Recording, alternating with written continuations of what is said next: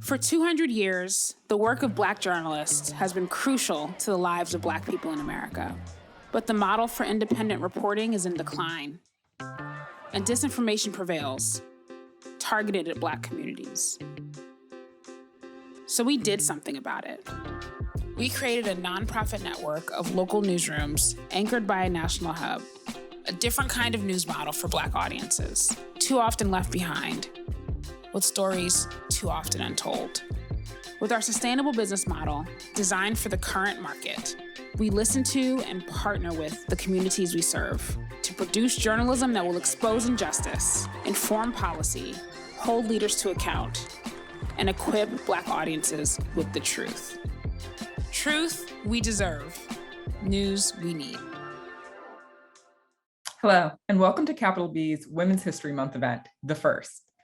I'm Jillian White, Senior Vice President of Revenue and Programming here at Capital B. Today, we'll be focusing on the Black women who are making history in the present day. You'll hear from the women attempting to make history in the political sphere by campaigning to become the first Black woman governor in US history. You'll also hear from law experts who will join us to discuss the historic nomination of Ketanji Brown Jackson and the important first that she represents. We're so glad you joined us. As always, the best way to support Capital B is to become a member. You can do that by heading to our website, capitalbnews.org, and clicking on Become a Member.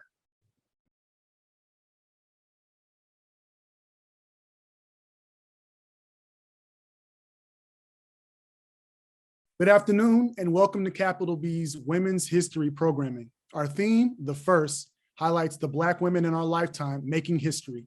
Today, I have the pleasure of moderating a conversation with two history makers, Deidre, DeJear, and Constance Johnson, who are both running for governor in separate races in two different states. While the representation of Black women has grown in Congress and state legislatures, they are not represented as well in statewide positions. This year, Black women look to make historic gains in midterm elections. A number of Black women are seeking or have sought their party's nomination for statewide office, particularly in the South. Joining us today are gubernatorial candidates Deidre DeJear from the state of Iowa and Connie Johnson from the state of Oklahoma in their races for governor. Welcome, ladies, and congratulations on your campaigns. I'm doing very well, Chauncey. Excited about this conversation. Thank you so much. It's a pleasure to be here. We've been talking about the state of affairs. We have 6 women, Black women running for governor across the country. That is, as far as I know, the most that they've ever entered the gubernatorial races across the country on a national basis. As a matter of fact, in our nation's 244-year history, unfortunately, there's never been a Black female governor. We've had 4, I believe, African-American men who have won gubernatorial races, most recently Deval Patrick, but in Massachusetts, but never a Black woman. First and foremost, why do you think that is? I think, like me, and I know Ms. DeJear from previous areas in the state legislature, I think we've always been worker bees. We've always been in the background, taking the steps necessary as we've been privileged to learn them to make decisions, the decisions that make a difference in the lives of the people that we engage with. So it could be my family, my children, my parents, my neighbors, my community, my state, my chamber when I was in the Senate. I think we've always been there, being willing to help. And after looking for so long at how others have done it, I think our magic says that we know we can do this better. We know we can do this. We know we have the background, skills, knowledge, ability, visions that we are uniquely gifted with, the perspectives based on our experiences. And it's time, we stepped up. It's amazing that there were 7 of us.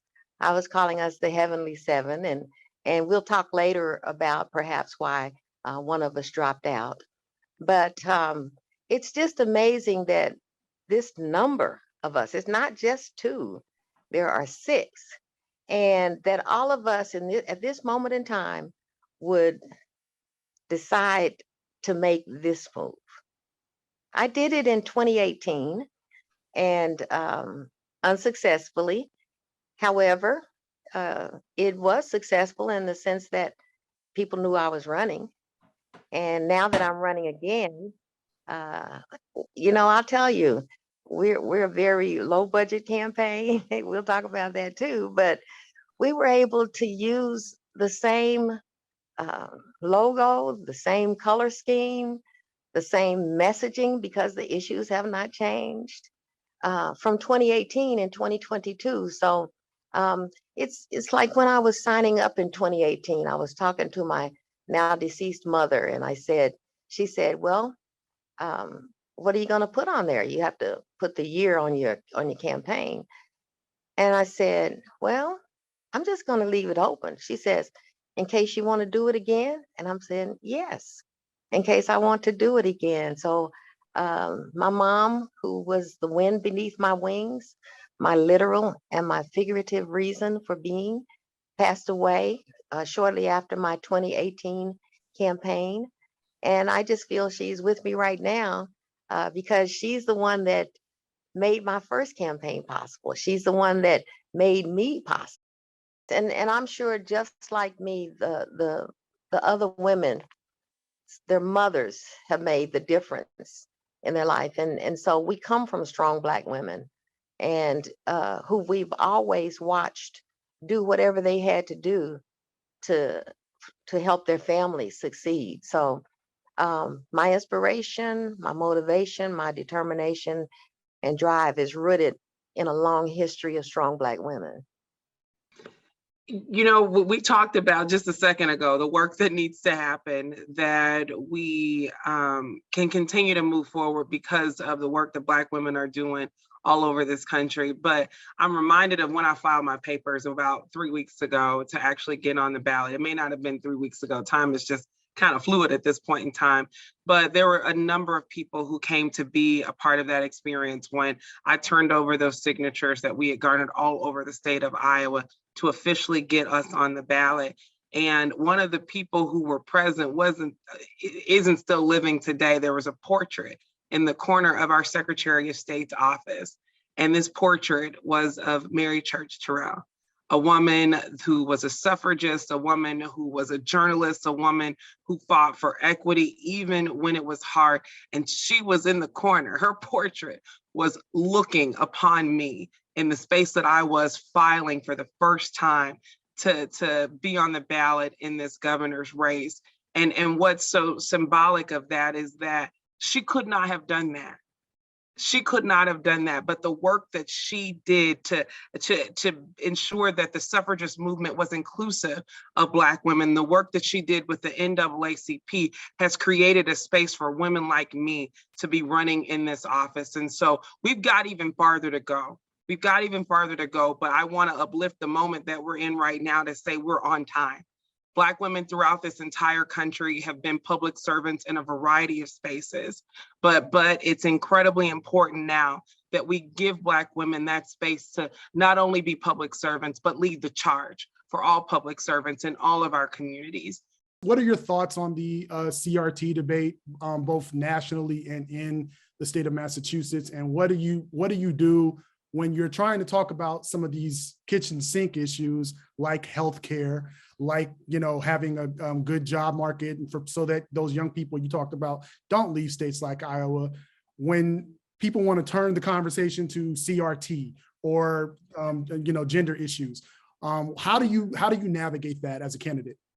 Those are all distractions. Those are all distractions that are deterring us from the true challenges that everyday folks are facing. The bills that you named are these copy and paste cookie cutter bills that are running rampant throughout this country. They do no good for this country, and they do no good for states like Iowa. When we talk about the transgendered conversation, our governor happily signed a bill restricting trans girls from playing trans sports, citing that this will make girls' sports more competitive. Well, I'm a former basketball coach, one that was able to, alongside a large coaching staff, we were able to take a great deal of girls to a championship, a 26-0 season, and we won that season. The state gave us $2,500. We had to go and raise another $25,000 in order for those girls to be competitive, for them to have a year-round program that prepared them for the moment that night when we won the state championship. The fact of the matter is, girls' sports is disproportionately underfunded. And instead of pitting trans girls against other girls, we should resolve the problem that exists in girls' sports and sports in general. In our rural communities and our urban communities, recreational sports is few and far between. And so if we're really having a conversation about having sports be more competitive, we can't blame a group of trans girls for the lack of competitiveness. The problems are existing all over the state, but they're pointing the solution or the challenge by bullying a select few of individuals. And that's not how we lead. That's not how we lead by any stretch of the imagination. And so I'm circumventing those conversations. You talk about critical race theory. It's not even taught in the state of Iowa. It's not taught in our elementary schools, our middle schools. It's not taught in our high schools. Needless to say, we're also not teaching things like coding. We're not teaching things like artificial intelligence. We're not preparing our students for jobs of tomorrow. The trades have left our schools. Students walk out of high school not set up for a career. They've got to go to a 2-year or a 4-year institution if they're going to seek a sustainable wage eventually. And so I think it's important to talk about what we can do to add value versus who we can blame and who we can restrict, because that conversation doesn't help anybody. We see that with voting rights. You know, but so much of what the federal government is doing right now is fixing the wrongs of candidate or elected officials in states like mine. We need them to focus on other things, which means we need good people in government on the state side, ensuring that people are getting their access, that people are, the resources that are coming from the federal government are going to get good use when they get to states like mine. And again, this is our opportunity to make things like that happen. What are some of the challenges that are inherent to the governor's race that you think make it particularly challenging for Black women, as opposed to, you know, people of any other background? Or you guys, I mean, obviously you're dealing with not just gender politics, but also racial politics. And it's in America, you know, there's a unique experience that Black women, only Black women can understand. What are some of the challenges that Black women face running for governor that other people do not? Our challenges stem from systems in society and attitudes and notions. I've heard more than once, well, you can't win as a Black woman in Oklahoma. So from an Oklahoma perspective, where the first law ever passed was the Jim Crow law, where we incarcerate more women than any other place in the world, and they are disproportionately Black women. There is a foundational low level of regard for people who are different, and women have a special role to hold in Oklahoma, if I could just be country about it. So just getting recognition, regard from the system that exists, the political system, which controls the media, which controls the money and the donors. And I could give you more detail in terms of my personal experience with the Oklahoma Democratic Party. I was vice chair of the party. I created some game-changing initiatives within the party that expanded the diversity of the base. I advocated for a program to guarantee that people vote using a process whereby people simply apply to vote by mail in order to guarantee that they knew when it was time to vote. In 2014, I was the U.S. Senate nominee for Oklahoma for the Democratic Party. I made history as the first woman and the first African American. But during that time, I didn't enjoy the regard of the party as being at the top of the ticket, even the US Senate seat is the top of the ticket, followed by the governor, state superintendent of education, and those types of positions. So I never enjoyed that kind of regard, regardless of the fact that I've been a Democrat since I was literally 13 years old. I organized an East Side Teen Democrats Club as a teenager. And so that's an issue in terms of the party's level of regard for Black women in the space. And there are many examples besides me here in Oklahoma. The party regard, the political structure, the power structure regard, and we still do it, right? And so once that's recognized and acknowledged, I think the next big challenge, and everyone alludes to, is our ability to raise money, because people believe that you can't win. I think as women, we've always rubbed together two pennies to make a dime. We've always moved and kept it moving because our motivation comes from a deeper source, a higher source. And so those being the challenges, I think I could break out media on its own. And thank goodness that times are changing and social media is quickly replacing the regular mainstream media. To me, I'm a pretty well-known brand. My biggest claim to fame, I have a couple, but one of the bigger ones is that I authored Oklahoma's medical cannabis law, a law that has made the difference in the lives of thousands of Oklahomans who are plagued by chronic diseases and conditions that pharmaceuticals are just not adequate to address. We've had mom and pop shops become millionaires overnight. However, we have not had success in changing incarceration with regard to simple possession of marijuana, something that inspired me to write the bill in the first place, based on the fact that in my district, in one well-to-do neighborhood, 60% of those children are being raised by their grandparents because of the parents' incarceration. So that was the whole scope of why I did it. I introduced the bill in 2007 to a lot of disparagement. And in 2018, after I educated the people a few years earlier that the legislature was not going to pass that law and it would be up to the people via an initiative petitions to do that, we got it done. It was done in 2018. It made the difference in my own mom's transition towards the end. She was able to maintain her lucidity.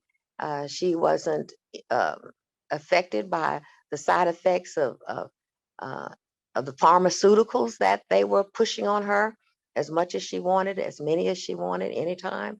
So it has made a difference in my life. I still have goals with regard to social equity in this space and the need for Blacks and Indians and Hispanics and women in particular to have their own voice in advocating around cannabis in this state.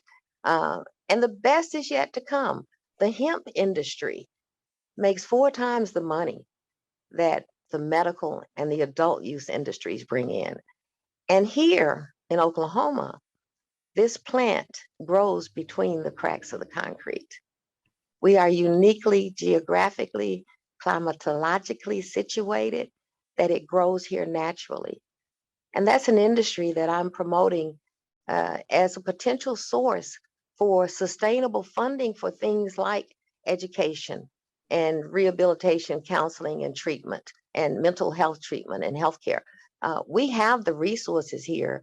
What we're needing now is leadership, the leadership of someone who has spent over 35 years in this industry, not only writing and researching policies, but proposing and enacting laws that have made a big difference. My other short, brief claim to fame is the Jon Stewart Daily Show skit called Bro Choice. in which I take on the issue of the personhood bill. And I did that by introducing a satirical amendment that went viral and actually ended up defeating the personhood bill in Oklahoma. So I'm just an outspoken advocate for what makes a difference for the people, be it healthcare, which is my major, which is the majority of my professional background, healthcare policy, or education, or infrastructure, and what we need to do in Oklahoma to not only improve our infrastructure, but create the type of good paying jobs that anyone can get and that all communities deserve to have access to as we come out of this pandemic. Let's talk a little bit about voting rights. So the state of Iowa is one of these states where so-called voter integrity bills, which critics argue are attempts to suppress African-American vote, have been implemented. Governor Kim Reynolds a year ago signed a bill into law that would shorten and restrict early voting in the state of Iowa. What do you think needs to be done, and what would you do as governor to shore up voting rights and to address people's concerns that their voting rights are being violated? Our Supreme Court had a little bit too much faith in the states to ensure that voting rights was going to be adhered to, and we were at least going to maintain the status quo in our accessibility to the process. But when they let the dams down, so many conservative states and so many conservative governors and secretaries of states begin to take a steps back. Needless to say, when she signed that bill into law, again, I took it as a compliment because this was signing the bill after a record turnout in a midterm election ever in the state of Iowa. Yet she wanted to restrict the ballot even again. We did not get any research or any intel on the fact that people were circumventing the process, abusing the process. There was no record of inflammatory practices related to the voting process, but yet we saw even more restrictions. And so I'm of the mindset that we have to create accessible voting laws for everybody. I'm of the mindset that early voting should be a no-brainer, that automatic voter registration increases people's opportunity to access the ballot box. We should not be restricting people's access. The bill that she unfortunately signed, though, not only disproportionately impacts communities of color, but it also impacts aging Iowans. It restricts their ability to get help going to the polls and getting their absentee ballots sent off and completed. It also disproportionately impacts people on both the Republican and the Democratic side. So from my vantage point, this is not a question about integrity or lack thereof. This is a question of democratic rights. And our governor signed and stood in the way of those rights. And every day she wakes up, she's on notice that she's standing in the way of people's access to the ballot box. And once we get in, once we're successful, we're going to make sure that we're creating more avenues for people to participate. In addition to running for governor, before you can run in the general election, you got to win the Democratic primary. You're taking on Joy Hoffmeister in a race that's set to be settled on June 28th. Why are you the better candidate to take on Governor Stitt than Ms. Hoffmeister? I'm the real Democrat. You want to expound upon that? Democratic values have regard for women and children. We are against the death penalty. We are working to reform our criminal legal systems. We are for healthcare for all. We are for women's rights to autonomy about their bodies. And I've been this since I was born because my mom was a yellow dog Democrat. But again, with her guidance and my next door neighbor, I established a Teen Democrat Club when I was 13. And have worked in the Democratic Party for, at least 22 years right now. Served as vice chair. I created federations within the Democratic Party in order to expand our representation at the Central Committee among the base. I was the only Bernie Sanders superdelegate in Oklahoma, even though he won this state by 11 points. The Democratic Party refused to acknowledge that. And you know what happened in 2016 happened. My opponent, however, was a Republican up until December of this past year, and was recruited by Democratic Party higher-ups who, when I inquired about the support of the party, told me, and this is what the former Governor David Walters said to me, we're looking for a serious candidate, one who can afford to hire consultants, insinuating that this is an industry and we have people who need to be paid. So they went, couldn't find anybody. They spoke to several younger white male potential candidates who asked them, well, why should I do it? Connie's running, right? They couldn't find anyone in the party, so they went and recruited Ms. Hoffmeister to run. Ms. Hoffmeister has made it clear that she will not change her Republican values. The Democratic Party is asking Democrats of this state to buy into a bill of goods that is disingenuous, that lacks integrity, that is the lowest I've ever experienced with this party. And I'm still a Democrat. So I still believe I'm the best candidate because I am the candidate for the people.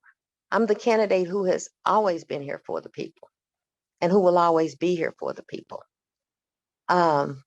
Plus, I have more experience. I have more experience than she and the governor combined. 33 years in the Senate compared to his 4 years as governor and her perhaps 8 years as school superintendent. Well, you said a mouthful there. There's so much to unpack. I wish I had a lot more time to ask. What would you say? I want to circle back a little bit. You talked about some of the challenges that Black women face. I think you just summed them up in your own example there. Do you think that what you're experiencing in terms of your ability to first and foremost get the support of your own party, as well as to raise money because people, for better or worse, think it's not realistic or don't think that a Black woman could win in Oklahoma. Do you think that that's indicative of what Black women candidates like yourself are facing in states across this country? Well, I haven't talked to them specifically. I believe it is. Candidate Deirdre Gilbert out of Texas encountered the party perspective so deeply that she became an independent instead of a Democrat. And so, she did what she had to do because that's just what we do. We either find a way or we make a way. And who knows? I feel led to do this. I feel inspired. The first time I ever ran, it was in response to a message that entered my heart. And since that day, I've never regretted it. I've only prospered by listening to what God has for me to do. I feel the same way about this race. God prepares leaders. I think he's prepared a number of Black women leaders for such a time as this, in this moment, in this chasm of this space of this moment, for us to emerge and be who we are, to be who we truly prepared to be. So the challenges that I'm sure all of us share, you know, I think those are just things that we do, and then we go do what we're going to do anyway, trusting and believing God's will be done. His will may be that, like the young lady told me the other evening in Okmulgee, Oklahoma, she ran up to me after I spoke and she said, my Nana Jean told me when I was 5 years old to watch you because you were doing things and you were going to make a difference. And when she found out I was going to be in Okmulgee, she took off work to be there so she could meet me in person. I had no idea this young girl was watching me. So it may be that we just need more Black girls to see that somebody was courageous enough, was willing, was bold, was daring, was feisty enough to just follow our dreams. And you never know, but you can't know if you don't get in the race. As far as Iowa is concerned, like, you know, some of the state's largest employers, unfortunately, like a lot of places are in healthcare and as well as the government. What would you do to attract more, tech jobs, more of the kind of jobs of the future to the state of Iowa that's not already being done at the gubernatorial level? You know, one of them is being welcoming, and we have 99 counties in this state who are doing incredible work respectively in their counties, and so many of them want to grow.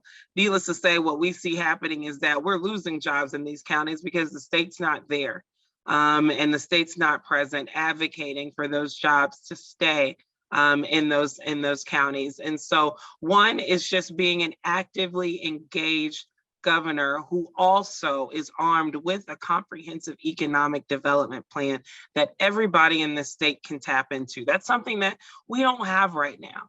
Seems, you know, a little rudimentary and something that you should have a plan of action to move your state forward. What will Iowa look like 4 or 5, 10 years from now?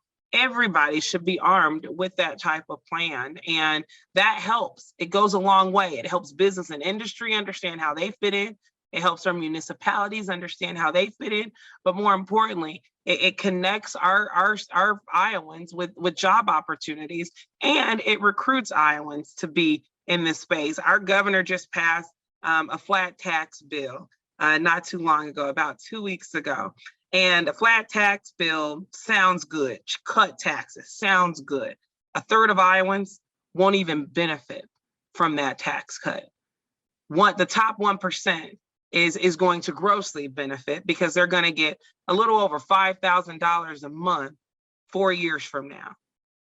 But the folks in the middle are going to get $50 a month 4 years from now.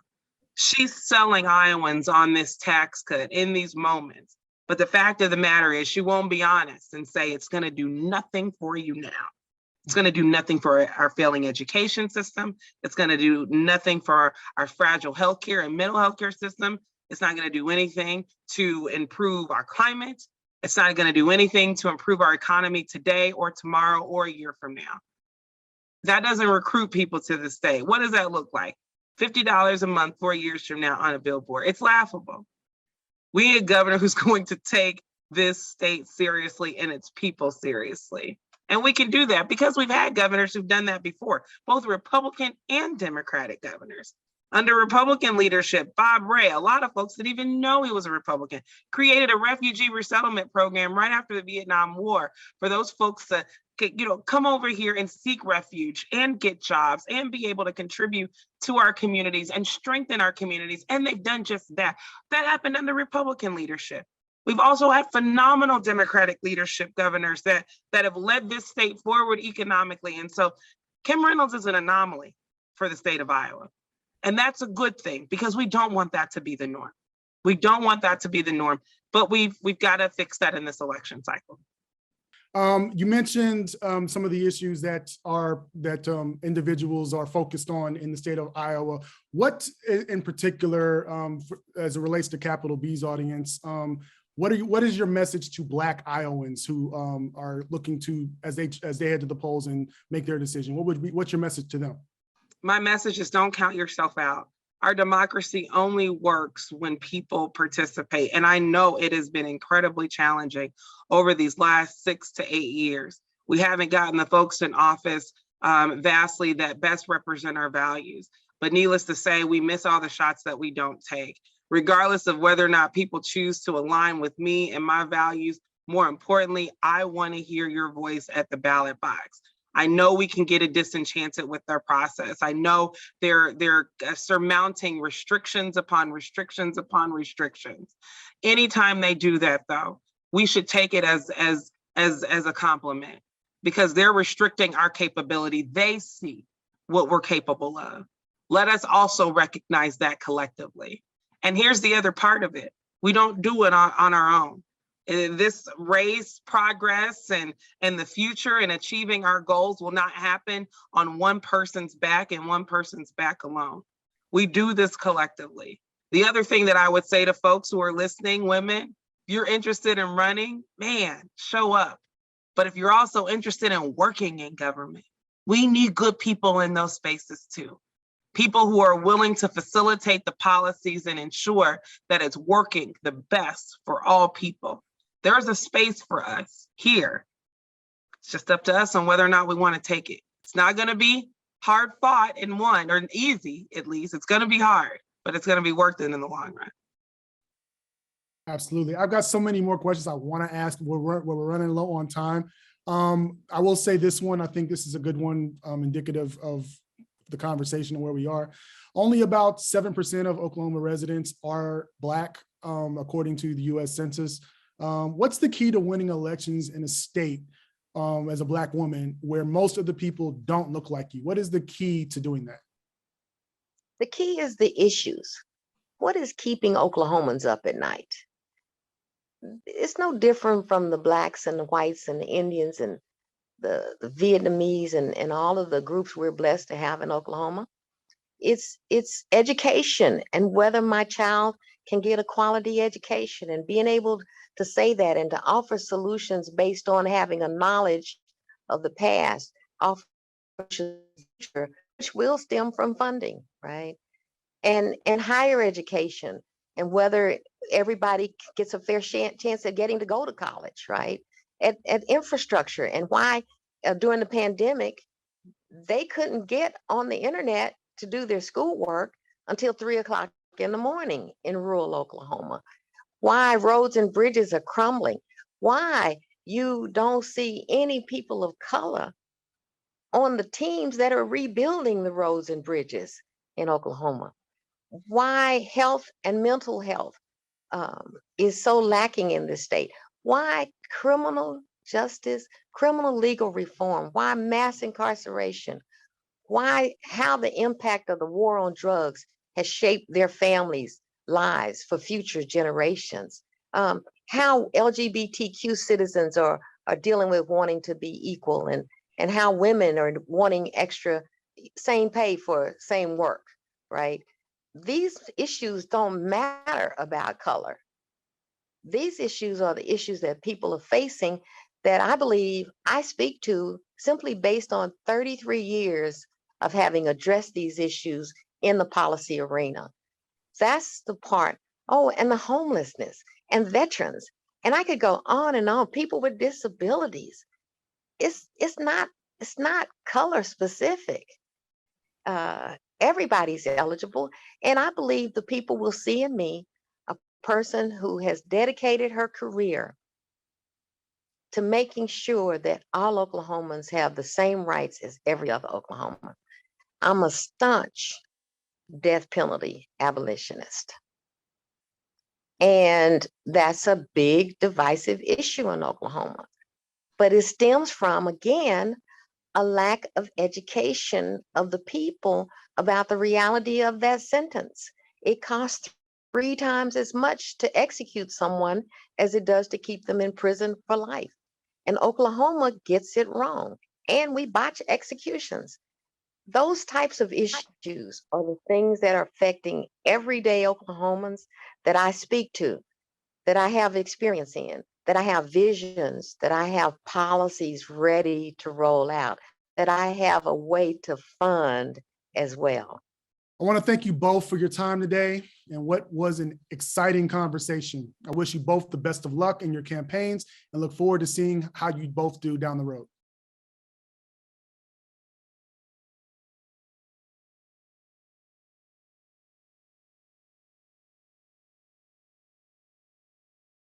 In its 200-year-plus history, 5 women have been nominated and confirmed by the Senate to the Supreme Court, but never a Black woman.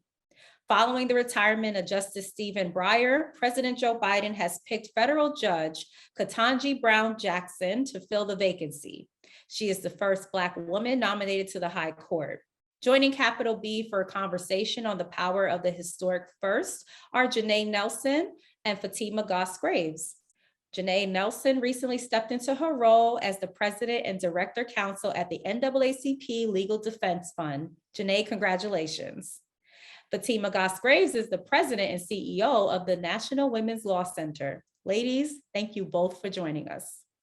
But before we get into the discussion, Janae, may I borrow your expertise in law to give Capital B audience the Cliff Notes version of why a vacant seat on the Supreme Court is at the top of their social media timelines?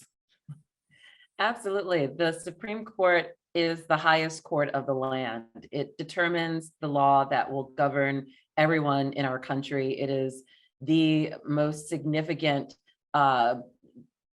court that we have in our federal system. And so when there's a vacancy on the court, it's an opportunity for the new justice to join the 8 others who are on the court and help to influence the decision-making of that body. It is a very important decision-making body because of the issues that will come before the court and that have come before the court, including voting rights, including reproductive rights, including various and sundry issues that affect our daily lives. And that is why it's at the top of everyone's social media feed, because it is something that will have a direct impact on how we continue to live in this country and whether we can thrive. So Fatima, what does the presence of a Black woman on the Supreme Court, does it change or does it not change the voice of the Black people of America? Who does this really benefit? Well, I should begin by saying that I have found even my own self to be more emotional about the fact that we are at this moment in history than I expected to be. And Janae, I'm sure you felt it too, as Black women attorneys. I have to say that it is striking me a lot about how many people I know who could have also been in that seat, whose names we will never know, whose experiences deserve to be elevated and made clear. And so I actually think it's been important for the country to be introduced to not just Judge Jackson, but actually a number of Black women attorneys who are extraordinarily qualified and accomplished in all manner of ways.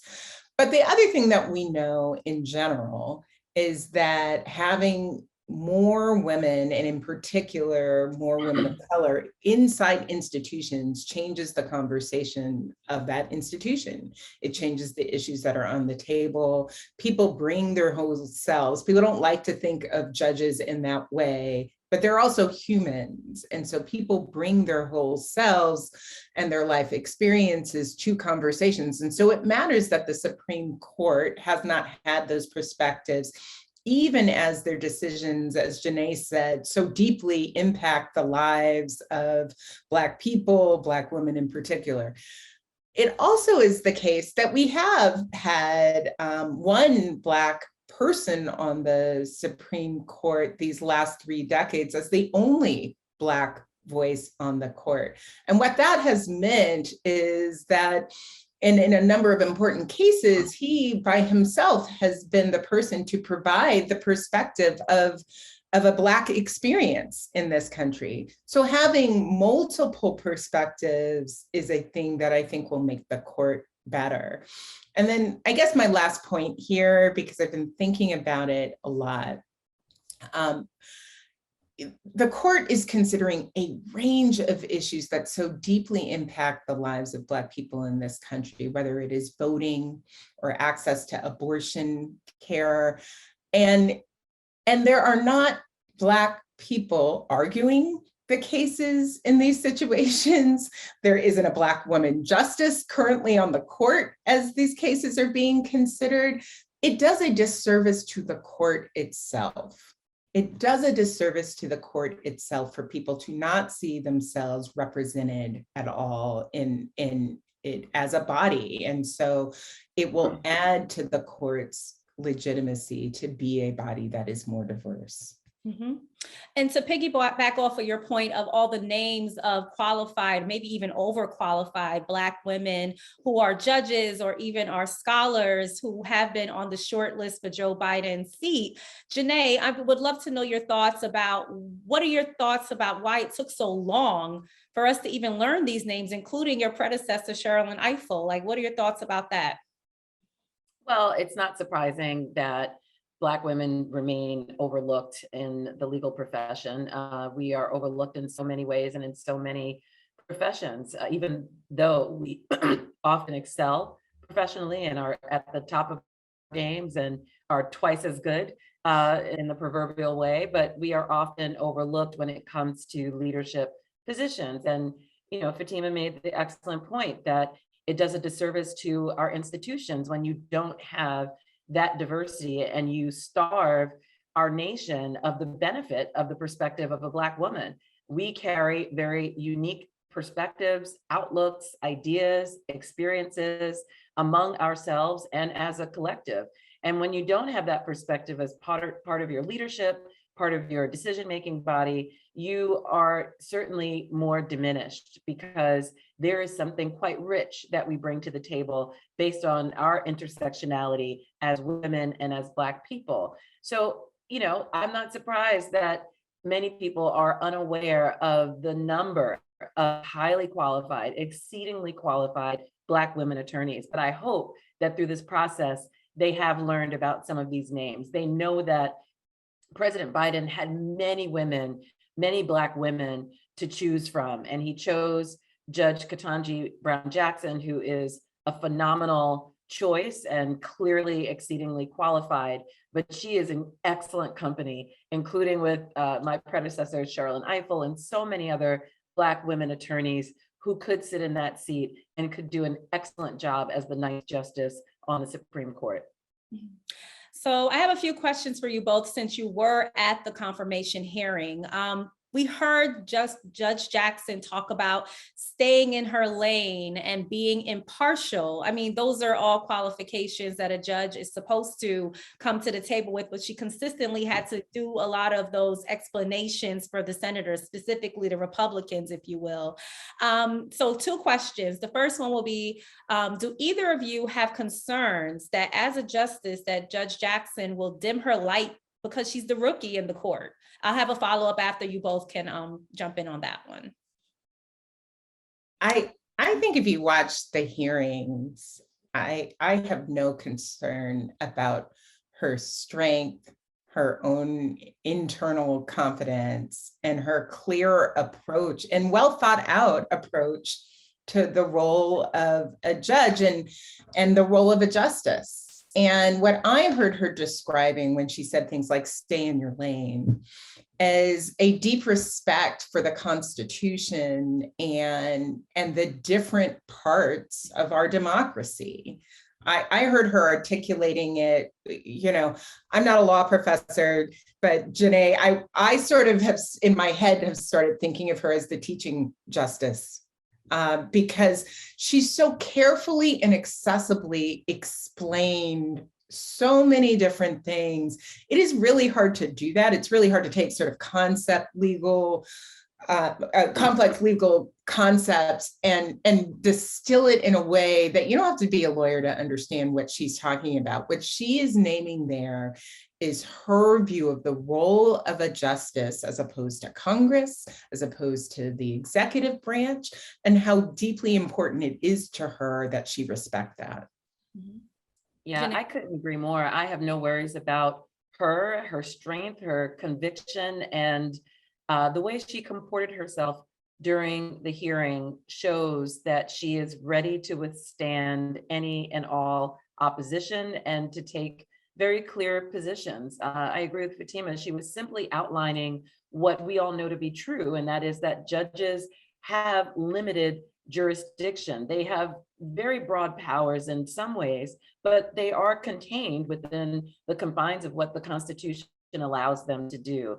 And so she recognized that. And I think she also knew quite strategically that it was important for her to acknowledge that to that body, to show that she's not going to be what they call an activist judge. She was not going to judge or operate outside the bounds of what is expected and what is required of a justice of the Supreme Court. But she is, as you said, so professorial. She is just incredibly brilliant and able to translate issues in a way that I think will help the American public better understand the function of court, better understand the decisions that are meted out. And I look forward to that level of accessibility for the rest of the public. But she is not a rookie by any stretch. She has actually more judicial service than 4 justices on the court combined. She was a trial court judge. She right now is on the DC Circuit, which is considered one of the strongest and foremost appellate courts in our entire country. So I have no doubt that she will hit the ground running and she will be a force to be reckoned with on the court.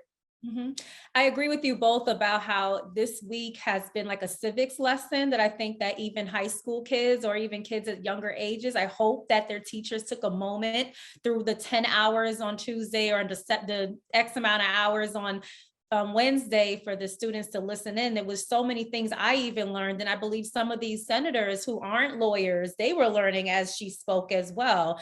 And since you guys were there was a moment that everybody spoke about that when Tory Booker did his closing remarks. And I mean, we only got a camera angle of him and a camera angle of her, and then a little bit of her family behind her, her daughter looking at her so graciously. What was the emotions in the gallery with other people during that time? Did it bring, explain to us what put us in the room?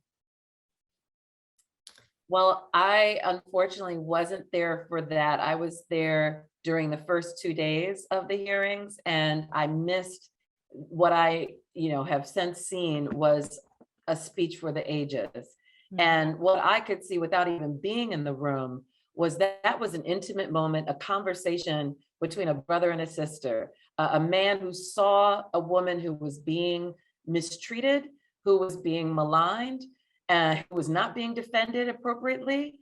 And he stepped in not with a savior complex, not to mansplain, but to lend a hand, a proverbial shoulder, to tell her that he saw her. He saw her in her fullness, in her brilliance, in her resolve, and he spoke to her in a language that we all as Black people could understand. And I thought that was an incredible intervention by Senator Booker. It was a necessary intervention. And when she began to shed a tear, I hope it was clear that it was an emotion in reaction to being seen by her brother, not at all the result of the bullying that she underwent.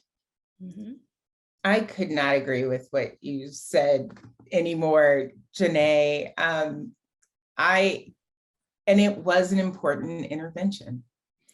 As it wasn't just one day, it was basically 2 days of smearing her character inappropriately in ways that are actually dangerous in these times. And she, through it all, was clear, calm, still, even, I just have this sense of her and her stillness as you saw an escalation and shouting at times from some of the senators. That wasn't okay. It just was not okay. So in part, what Senator Cory Booker did in that moment was not only affirm her, and at one point he even said, "You are worthy," which I think I totally lost it at that point. But he told the rest of them that it was not okay. And to do that with equal passion that they were coming at, I thought was an important intervention. But I also agree with you. I think that tear that she shed, she wasn't shedding a tear in her exchange with Cruz and Holly. She was clear in her purpose and understood that there was nonsense coming at her. The tear was that she was affirmed in a space that was not about affirming. I'd also like to point out Senator Cory Booker is the only Black person on the Senate Judiciary Committee. And I thought the moment he did give her that reassurance that she belonged, because he used the words, "you belong here," but I think that was the moment she felt like, all of this badgering and the disrespect was worth it because there was somebody else in the room. It's kind of like if you're the only in the room and you see somebody else, you kind of give you the hey or acknowledgement. I felt that was first time she was being acknowledged for who she was as more than just the nominee, right? So I agree with you guys both as well. So just wanted to move on. Fatima, I know that clearly she's the most qualified person on this court, but what topics do you think she can possibly influence the rest of the court to focus on that pretty much are issues within the Black community? Which ones do you think she'll try to hone in on first? Well, so the thing about the Supreme Court is the court doesn't choose the cases that come to them. The cases go to the court, really. And so it's not like, it's not like Congress, where a new member of Congress can decide, I really want to work on maternal mortality, and then take that and pass a bill relating to that and have that be their legacy. But that said, there are a bunch of issues of critical importance that are coming to the court again and again, and whether that be in the area of voting, the follow-on cases to the Mississippi abortion access case. I'm confident there will be many more, whether it is a range of cases around labor rights, around health and safety. We've seen cases related to COVID at the court this year, around the understanding of our employment discrimination laws, around immigration, around affirmative action, around the criminal justice system more broadly, of which she's obviously a deep expert, right? She is someone who has had experience as a federal public defender, experience as a district court judge, which there was a little conversation about this that I think was hard to track, but one of the reasons you're able to have a conversation with someone who has sentenced over 100 people is because she's been a district court judge for over 8 years. Mm-hmm.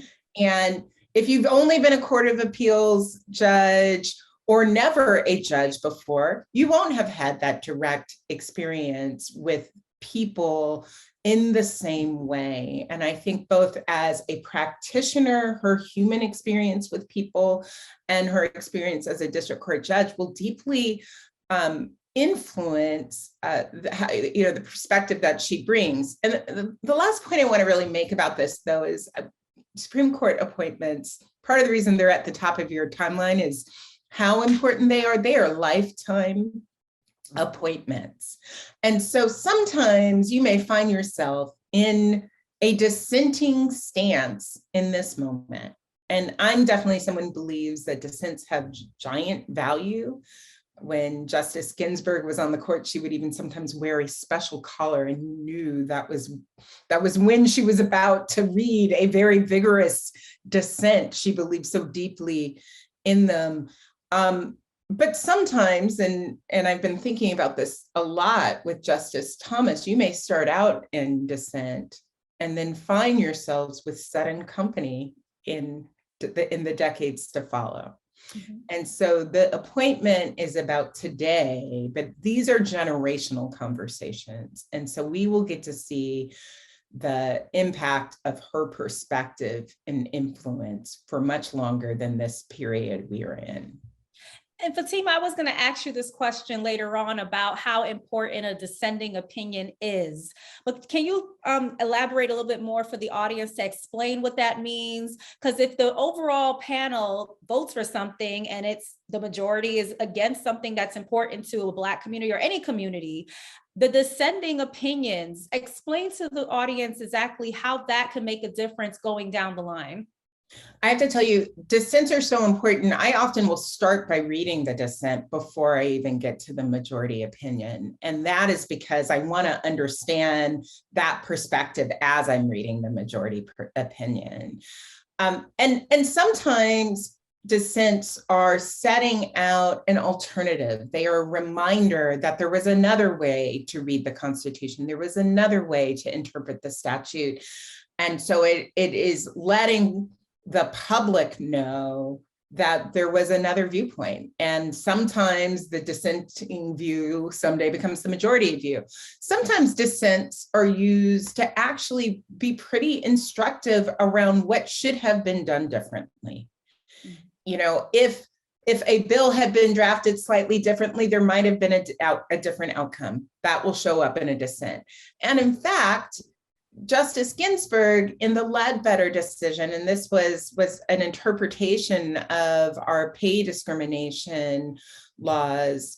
In her dissent, she basically said, Congress, it is up to you to fix it, which Congress then did. And there have been times in history where that has happened as well. That was true with the Pregnancy Discrimination Act as well, which came out of a dissent that Congress then passed the Pregnancy Discrimination Act. So they are hugely important. Sometimes they are the only thing when you are in a tough period to hold on to, the idea that a different perspective and future is possible. Mm-hmm. And Janae, I want to piggyback off of the experience that we're discussing from Judge Jackson. I hope to call her Justice Jackson soon. But I mean, over 230 years of the Supreme Court's existence and no public defender. It's just almost unthinkable that you don't have what should be a very, even panel, right? So Janae, can you explain the importance of having a justice with experience as a public defender? Absolutely. And I couldn't agree more with what Fatima said about dissents. And I'm looking forward to reading what I imagine will be many from her, but that hopefully will turn into majority opinions on the right issues. The issue of having no public defender or no justice on the court with criminal defense background is such a stain on the integrity of the court that we should all be so elated that Judge Jackson is arriving at the court and going to correct that. She's just one person. And so there really should be more, but at least she is bringing that sensibility back to the court. The last person to have a criminal defense background on the court is the founder of the Legal Defense Fund, Thurgood Marshall, who was confirmed in 1967 and left the court in 1991. That's how long it's been since we had someone on the court who understood what it meant to represent people accused of criminal activity, someone who had that relationship with the criminal legal system. And it's not just the absence of someone with criminal defense experience that's concerning, it's the fact that they are so outnumbered by prosecutors. So it's not as if they're just neutral judges across the country in our federal judiciary. Our federal judiciary is stacked. I think there are 6 or 7 times the number of prosecutors former prosecutors as judges than there are former criminal defense attorneys. So that means that the outlook, the perspective, the analyses that come out of our federal judiciary are necessarily tainted and tilted toward a prosecutorial mindset. And that is highly problematic. There should be diversity of thought, diversity of professional background, diversity of all kinds in our federal judiciary. And it's an important particular right that a criminal defense attorney defends and fulfills by operation of the Constitution. Under the Sixth Amendment, we have a right to effective assistance of counsel if we are charged with a federal crime. And the criminal defense lawyer is really upholding a constitutional value by representing indigent defendants and indigent clients. So this is something that should be celebrated. It should be hallowed, it should be welcomed, and instead it's being used as a sword against this incredibly qualified nominee. So it is that is another area where I think the world got a civics lesson on what it means to be a criminal defense lawyer and why it's so important. It's unfortunate that it had to be aired in that way, but I think Judge Jackson did a phenomenal job explaining why that position was so critical and how it relates to our constitutional values. Mm-hmm. Senator Ossoff made a point that I wasn't even aware of, that in the southern part of Georgia, there is no federal defense agency. And it kind of like took me aback. Like, are you kidding me? It's 2022 and we're still without something. And especially in a state like Georgia that we hope will remain blue. But I also wanted to piggyback on the Legal Defense Fund, Janae, and your organization supported Judge Jackson's nomination, quote, without reservation, end quote, after an extensive review of her professional record. Was there anything within her resume that you were surprised to learn about her and that would strengthen the court when she becomes a justice?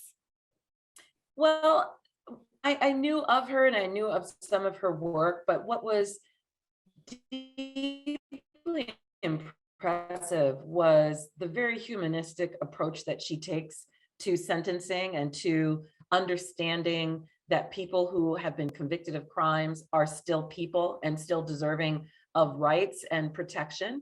She has a lot of law enforcement people in her family. She was supported by not only the NOBLE, the National Organization of Black Law Enforcement, but also the Fraternal Order of Police.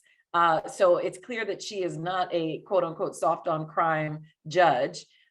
She is very much someone who seems to believe in law enforcement and believe in accountability. But what I love that she brings to the table is an example of how you can hold those ideas and hold those beliefs and also sentence, rule, decide issues regarding people who have been convicted of crimes with compassion and with an understanding of their full humanity. And I think that's something she's going to bring to the court by virtue of her criminal defense background and her lived experiences, because not only does she have law enforcement in her family, she also has a person in her family who was incarcerated. So I think she really understands the complexity of our criminal legal system. And I look forward to seeing that complexity play out in the decision-making on the court. And Fatima, I'd like for you to jump in if you had any thoughts about her experience, as well as the types of line of questioning that she had to endure from some of the Republicans, where they asked her to define being a woman, or can babies be born racist? I mean, let's talk about those kind of questions. And could it be a possible reasoning that they wanted to deter other women of color from ever actually taking on the consideration for a higher position, like being on the Supreme Court? I can't help but begin by reminding that this was her fourth time sitting before the Senate Judiciary Committee. She's been confirmed 3 times already for other important roles, including just last summer by basically the same committee, with a vote from Senator Lindsey Graham, who hadn't yet explained why he's had such a shift in his tone and approach with her. So she's not new to the Senate and not new to the committee. Yet when she was there, I totally agree that the effort from some of the committee members, not all, and you saw some distinctions, was a message that was sent not only to her. It really felt like it was a message sent, like, does anyone else want to really go through this process? And I hope people heard a little bit from Judge Jackson's own words that the answer is yes. You know, she spoke so powerfully, I believe, about how she, you know, had the grit or whatever it is to be able to sit there and endure it, and in her words, to persevere. And it shouldn't be that is the sort of calculation that a Black woman in particular is going to have to go through to be willing to sit in that space, so that we as a country can benefit from their leadership and service. But I hope that the country was watching this. And I hope the media is paying close attention. I have been really dissatisfied in the way that some folks have been treating the conduct inside the hearing as if it was typical. It's not. It's only typical for some nominees, and it's just not okay. But Judge Jackson's experience and background as a former federal defender, but also she's been in private practice. She was on the Bipartisan Sentencing Commission, her almost decade as a judge. These are really rich experiences. It's in part why people have said, oh, yeah, you know, yes, of course, she's qualified, that she's overqualified. It's a little bit of, and you see this over and over again, that by the time Black women are in a particular role, they've almost already done the role and more, like so overqualified for it. And so I actually think, and I've been hearing from so many people who have been watching the hearings, and it's just so deeply reminding them of their own personal experiences at work, whether or not they've ever had to sit before any formal committee to be confirmed. They have felt a kind of way watching the efforts to diminish her, but also the pride in the way she perseveres, and in her excellence, which was just frankly on display for the last 3 days. Mm-hmm. Last question for the both of you. If another seat becomes vacant while President Biden is in office, do you foresee him picking a second Black woman or person of color, or maybe even the Asian descent? What are your thoughts on what that would look like? I would love to see another Black woman on the court.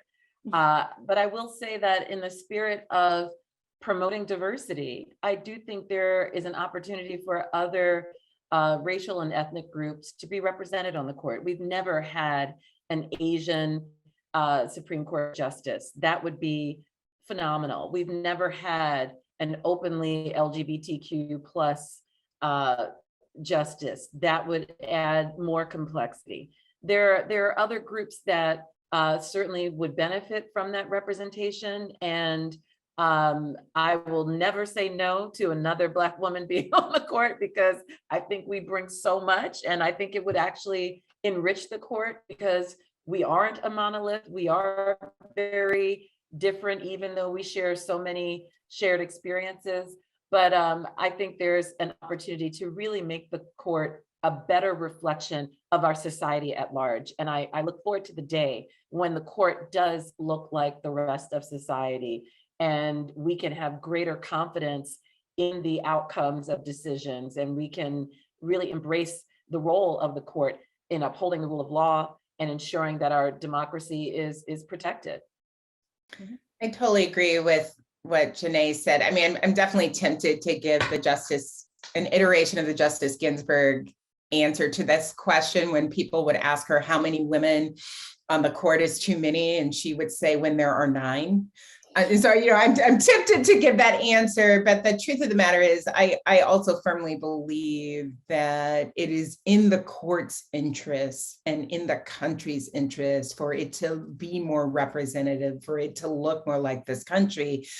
And I would love to see a moment where it is not a remarkable thing that whatever president is selecting a nominee is doing it from a diverse slate of excellent people to choose from. Mm-hmm. I know I said that was my last question, but I had another thing to add to all of this. A lot of law school students, including from HBCUs, did trek to Washington, D.C., and some just kind of walked down the block from the George Washington University to be there to hear the hearings. And, you know, the numbers don't lie about the amount of Black women and men who are holding a law degree that then go on to become a part of a law firm or even a partner. Like, what words of advice or encouragement can you give to those boys and girls out there, well, they're young men and women, I should say, who are thriving to be possibly sitting in that hot seat one day? You know, several of them came to our rally on Monday morning, and it was really exciting to see. They sort of kicked us off in a joyful way. And my advice, I guess, is twofold. One is sort of the persevere, the hang in there advice. But the second is, I hope this moment helps them imagine themselves in any role in or out of the legal profession that speaks to their hearts. I would absolutely agree. I think Judge Jackson really was a phenomenal role model for all of us. Even those of us who are in the profession and have been at it a long time. She really represented Black women, Black lawyers, Black people so powerfully. And I would just encourage anyone who's considering a law degree to order their path and their steps in a way that is fulfilling, in a way that is of service to your community. No matter where you wind up, whether it's a firm, whether it's with government, find a way to be of service to your community. And of course, I welcome as many civil rights lawyers as we could possibly get. So please consider that option as well. And I think it's important to underscore that point in particular, because one could easily look at the treatment that she received and the questions that she was asked and feel that they have to stay within certain boxes and lanes, lest they sacrifice any consideration like this. And I say, no, we need to make it clear that you can come from various paths and arrive where she has, and that is under consideration for one of the most significant leadership positions in this country. Mm-hmm.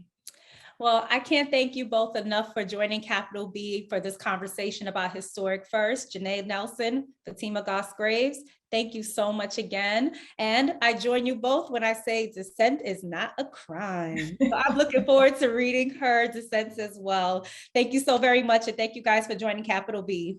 Thank you. Great. Take care.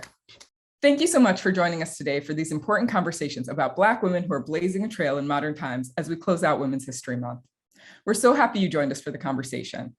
As always, you can keep up with Capital B by becoming a member and signing up for our newsletters and emails. You can also find us and follow us on social media at Capital B News. A full replay of this event will be available on Capital B's YouTube channel. We hope to see you next time.